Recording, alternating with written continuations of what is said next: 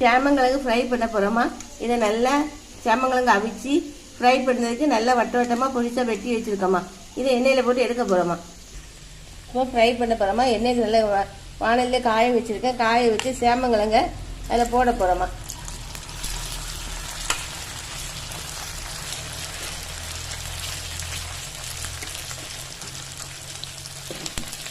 இந்த சேமங்கிழங்குமா நல்ல ரெட்டிஷ் ஆகும். ரெட்டிஷ் ஆகுது நல்லா வேக வைக்கிறணுமா எண்ணெயில். இது நல்லா இதை விட இன்னும் பொன்னீராக ஆகணுமா.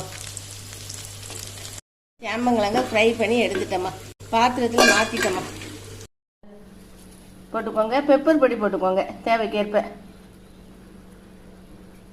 போதுமா. விட்டு நல்லா கிளறிக்கோங்கம்மா. நல்லா குலுக்கி கிளறி வச்சுக்கோங்க. இது சின்ன பிள்ளைங்க முதற்கொண்டு டிஃபனுக்கு கொடுக்கலாம். நல்லா இருக்குமா, டேஸ்ட்டாக இருக்கும். சாம்பார் சாதத்துக்கு வச்சு சாப்பிடலாமா.